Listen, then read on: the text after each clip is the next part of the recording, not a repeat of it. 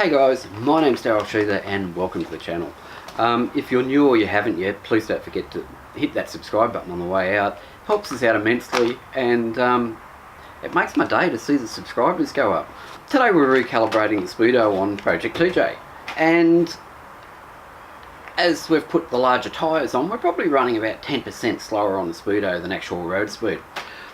Generally with this thing, it's a simple option for the non-Rubicon models. You take out the Speedo drive gear on the back of the transfer case, pay 24 bucks for the correct one, slip it in, and you're good to go. We've made it a little bit more difficult for ourselves, as we do, and we're going to install an ultra short slip yoke eliminator kit which does away with that Speedo drive gear for an electronic pulse unit.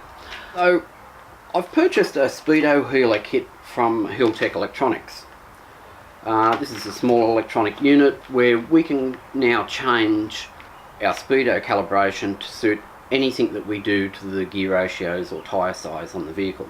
So it's a good thing. It costs multiple times of the $24, but I think it's a long-term investment, because when we change the diff ratios we would then have to go and change the Speedo gear anyway, whereas with this it's a 5-minute job to recalibrate it.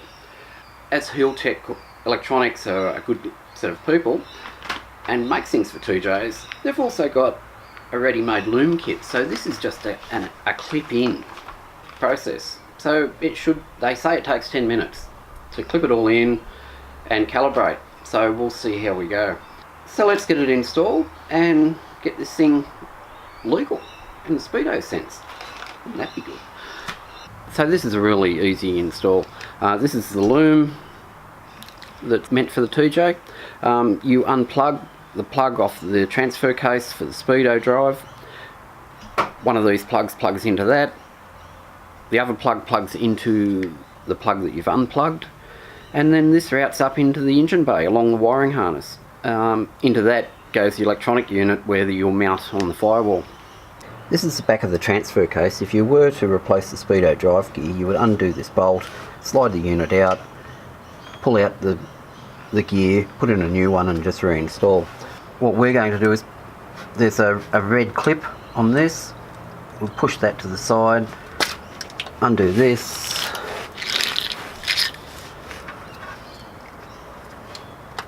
install the new loom, push the red clip back,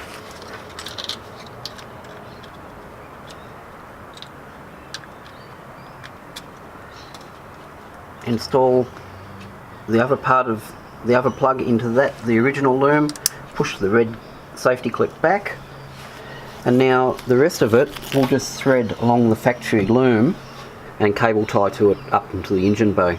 So we've run the supplied loom up into the engine bay, trying to keep it away from electronic interference. Now we can turn the engine on.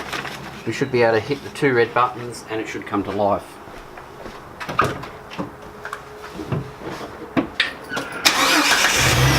Okay, now to calibrate this, we turn the engine on, we hit both buttons.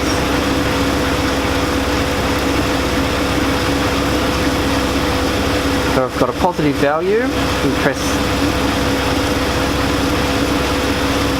select. We need to put in a value of 091.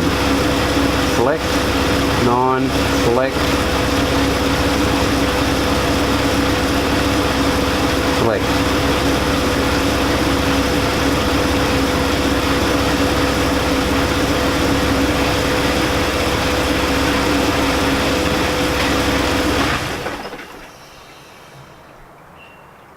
And now when we turn the ignition on, it should cycle through those.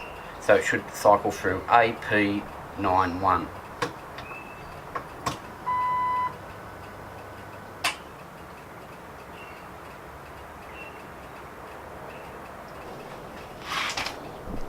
So with a little bit of fine tuning, when we've ended up at about 14% over, as you can see. Works really well, really happy with the unit. And because you can fine tune it, you tend to spend a little bit more time on the fine tuning that you probably wouldn't if you were just changing the cogs over. Now it comes with double-sided Velcro. I'm just going to stick this to the firewall now.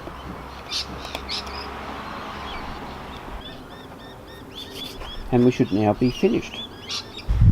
So that all went quite well. It did only take about the 10 minutes to install and initially do the calibration. I probably did spend half an hour driving around comparing the Speedo to the sat-nav speed. I did get a little bit sidetracked. There is a conversion from kilometres to mile an hour, and I had to take that setting off, and once I took that setting off, it all went quite quickly. So yeah, good unit, would recommend. So that's it for today, guys. I hope you enjoyed that, and we'll see you next time on Project TJ. Bye.